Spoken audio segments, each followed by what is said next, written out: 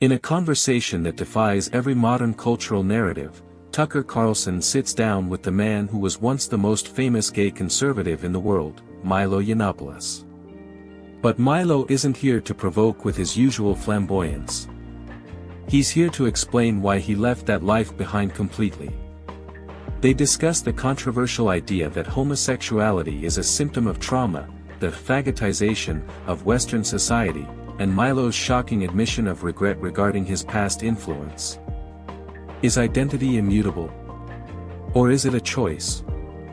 Full interview link is available in the description. The interview begins with a fundamental challenge to the "born this way" narrative. Tucker asks Milo to define what it means to be gay. Milo rejects the idea of it being a fixed identity.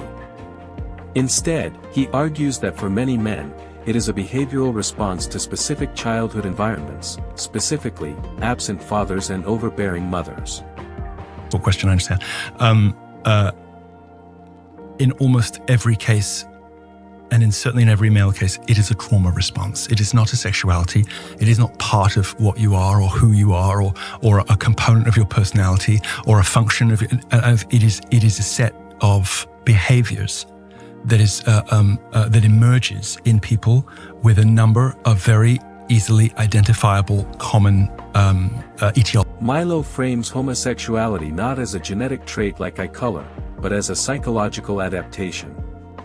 He suggests that society has conflated a trauma response with a protected identity class, preventing people from addressing the root causes of their behavior.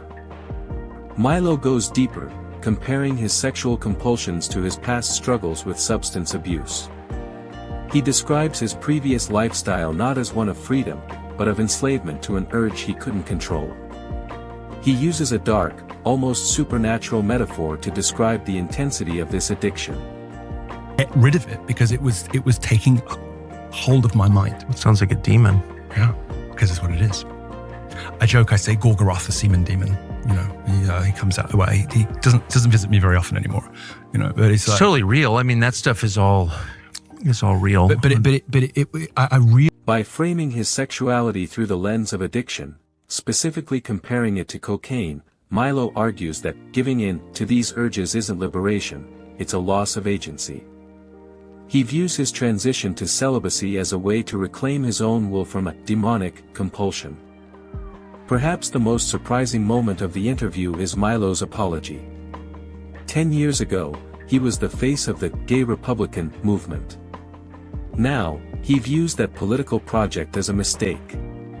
He confesses that he feels personally responsible for normalizing a culture he now despises within the conservative movement. Like, as you know, kind of half joking, because of all the crazy stuff they support, but now it's homosexuals.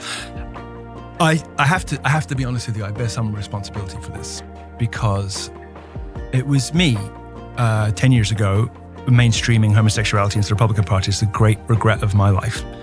More so than anything I've done to my own soul, which is a lot. It's the great regret of my life, because it has given rise to... This is a total disavowal of his past career. Milo suggests that by making homosexuality cool for conservatives, he opened the door for what he considers grotesque cultural shifts, including the commodification of children through surrogacy by gay couples. Expanding on his regret, Milo attacks the modern trend of gay couples acquiring children, specifically targeting high-profile figures like Dave Rubin and Pete Buttigieg. He views the use of surrogacy and adoption by gay men not as family building, but as a sleight of hand to mimic domesticity while ignoring biological reality. The sleight of hand that's going on is they're like, well, gays are just like everybody else, so we should behave like everybody else, which means we should have kids. And if we can't physically have kids because our sex is this like demonic, sterile horror show, then we'll buy them, and then we'll look like we've got it. I mean, that's how bad it is. That's how bad it is. And so you have... Milo's critique here is harsh and uncompromising. He believes that the push for marriage equality and gay parenting is a simulation of natural law that requires purchasing human life to sustain the illusion of normalcy. The conversation shifts to a broader cultural critique. Tucker asks if society is becoming feminized. Milo corrects him, coining the term faggotization. He argues that modern men are not acting like women, they are acting like gay men, obsessed with consumerism, self-gratification, and superficial aesthetics. Now it's not there anymore. So if you wanted to weaken a society to the point of collapse, Faggotize it. It's not feminization. That's a mistake to believe that. It's not, society is not becoming feminized, it's becoming faggotized. It has been gayed. You know? And it's it's like the difference between effeminacy. Milo distinguishes between the feminine, which he respects, and what he calls the faggotized, which he loathes. He argues that this cultural shift promotes vice, weakness, and addiction, making the population easier to control by corporate and political interests.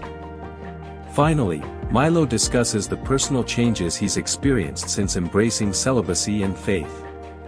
He shares a bizarre but telling anecdote about dogs, which he claims used to bark at him when he was living his old life.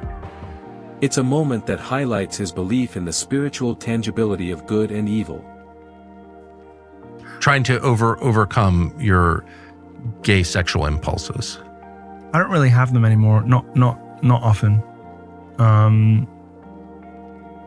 My life is so I've learned.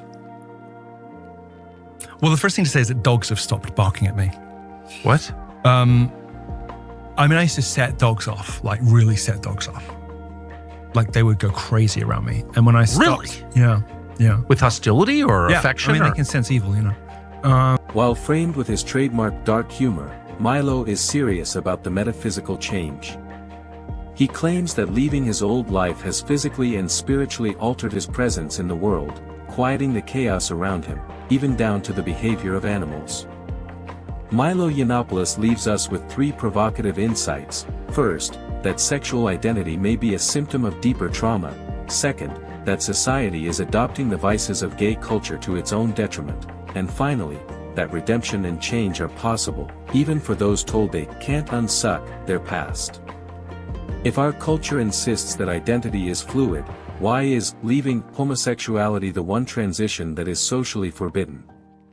If you found this summary thought-provoking, please hit the like button and subscribe for more documentary-style breakdowns. Let us know in the comments, do you believe Milo's transformation is genuine? Thanks for watching.